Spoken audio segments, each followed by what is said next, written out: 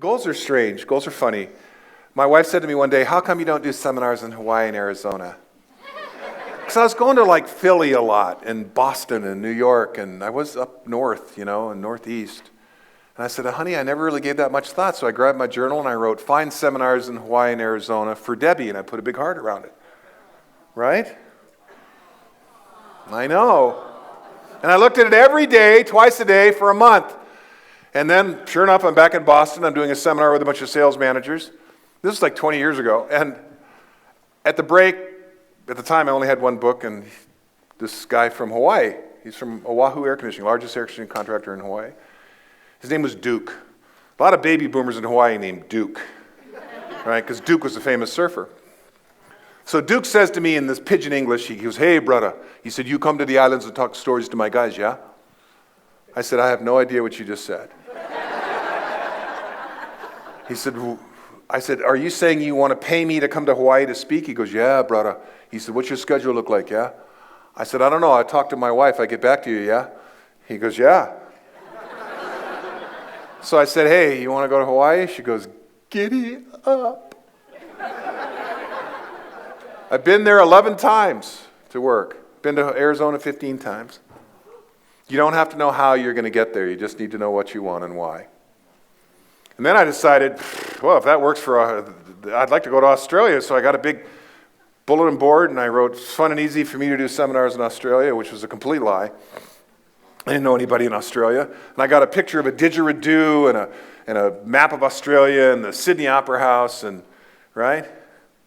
Some sheep, just whatever seemed Australian to me. And I put these pictures on I know, right? There's a lot of sheep in Australia. As this next story reveals.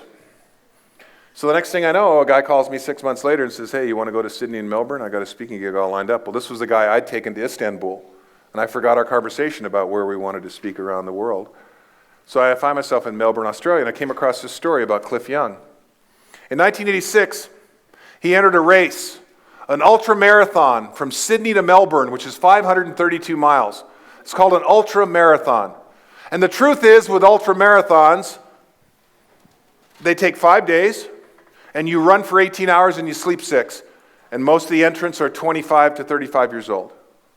And that's the truth. And there's typically 20 people who enter, and usually only 5 or 10 who finish. But Cliff Young was 61 years old. He was a sheep farmer. He didn't own a TV, didn't read the newspaper, never listened to the radio. He didn't know the truth. But he entered this race. They thought he was a joke entrant. He had a funny hat on and a bag, a fanny pack around his waist that had nuts and dried fruit, right? And they said, well, what makes you think, old man, that you can run this race?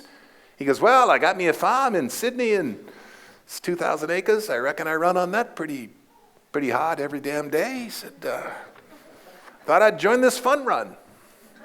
So he had to sign a waiver in case you die,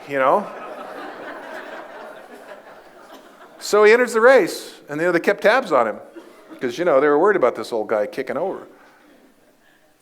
He won the race by a day and a half.